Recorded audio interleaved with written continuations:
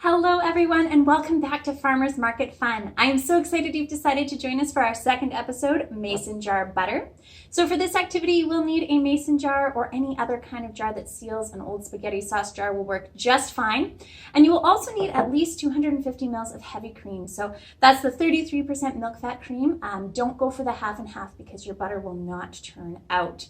Now, before we begin with our activity today, I would like to take a moment just to acknowledge that we are located on Tecumseh Secwepemc territory within the traditional and unceded lands of the Secwepemc Nation.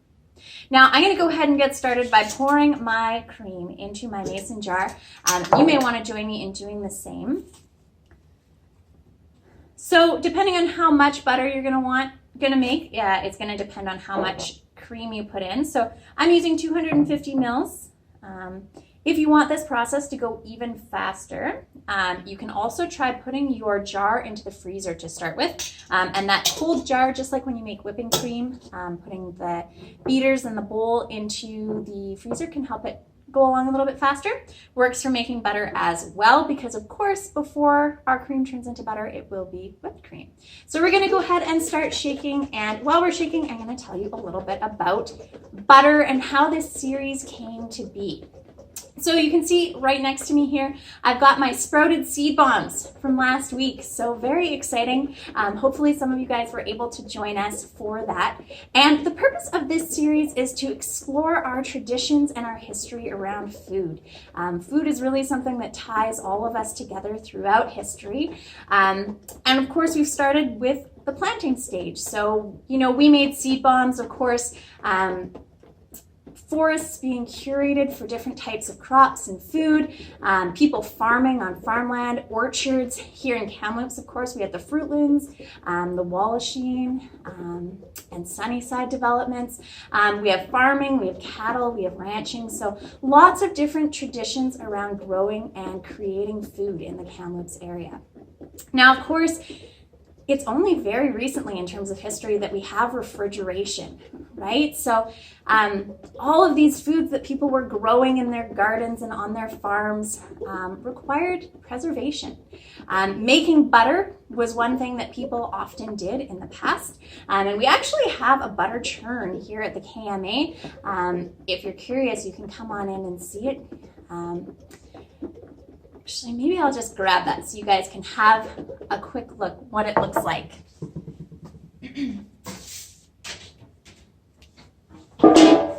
So this is the actual butter churn. So this is what people would have been using in the past to make butter. So as you can see, the lid comes off here, and on the inside, it's got paddles. So of course, we're making our butter by shaking our jar. That motion is what's going to create the butter. But for people in the past, they would have just turned this handle. And you can see those paddles moving. And that would have done exactly the same thing we're doing by shaking our mason jar. And that's what would have eventually created the butter.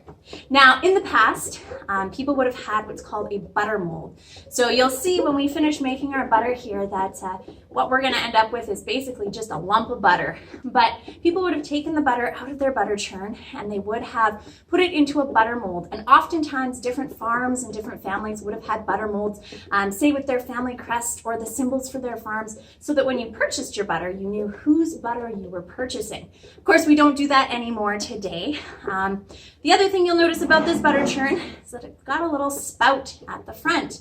And what might that be for, you might be wondering? Well, you'll notice when we finish our butter, when it turns into that solid lump, we're going to have buttermilk in there as well.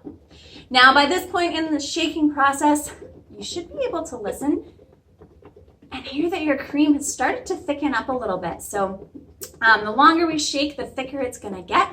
It will turn into whipped cream before it actually turns to butter. So we'll keep an ear out for that as well. And that buttermilk is just the excess fluid that isn't going to be made into butter. And it does have that sour, tangy taste, just like the buttermilk you can buy at the store. So it's good for baking. I've often seen it used in recipes for things like chocolate cake.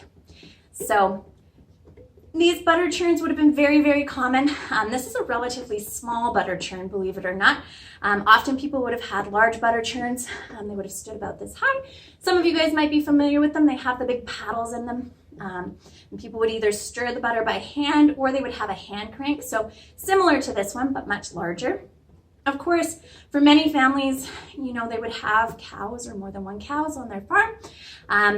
And that would mean that they would be making butter on a much larger scale than we were making it here. Now, if you give a listen to my jar, you can hear that there's not really much sound anymore. So that means I've actually reached the whipped cream stage. So if we open it up, you can see inside, that's the consistency of my cream now.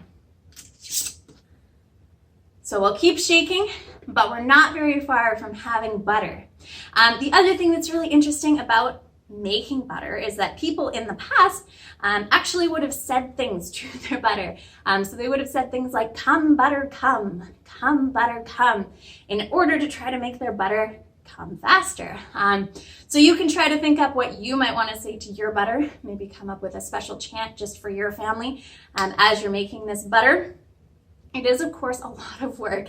Making butter takes a long time and it is a lot of shaking. So you might want to endeavor to get a grown-up to help you out for a little bit. Or if you have a friend or a brother or a sister who can maybe help you out, everybody can get in on the shaking and then you can have your butter. Now, one thing I didn't mention in the ingredients that you'll need for this activity is salt. So this butter, because it's just being made from cream, doesn't have any salt in it. So most of the butter that we buy from the store is salted. If you use margarine at home, you'll also find that it has a bit of salt, a bit of flavor to it. So you may want to add some salt to your butter. You also might want to experiment with some different herbs in your kitchen. I know some people really like dill butter. You can also add garlic to make garlic butter and put it on garlic toast, of course. But you can add all sorts of things to your butter. Try to figure out what you like best. You will also notice that this butter has a bit of a different taste than the butter we buy at the store. It's a little different, a little bit richer. The other thing that we don't really think about very much anymore is that this butter that was being made back in the day, you might notice that this butter isn't quite a yellow color. It's very white. It's made from cream, which is white. So what they would do to give butter that nice golden color would be often to put carrot juice into it. So that's what would give it that nice golden hue that we associate with pancake breakfasts and things like that. Now I find when you make butter from scratch, it tastes a little bit different than the stuff you get at the store. And often it's good just to eat on crackers or on bread. But I will leave that with you to decide. Now, we're almost at the butter stage. You can see the cream is starting to separate. So if you're making whipped cream and you whip it for too long, beat it with the beaters for too long, it will separate and it will actually turn into butter. So keep that in mind. And you can hear we're starting to have a bit of a lump in here. So that lump is going to be our butter. So very exciting. Almost there. Hopefully you guys are as well. If you're not, don't worry too much about it. The beauty of using a mason jar is that usually your butter will turn out. So we're almost there. You can hear if you start giving your butter a good shake again that you will have a bit of a lump. You can see it's starting to separate from the sides as well, so that's a really good sign. It means you're almost there.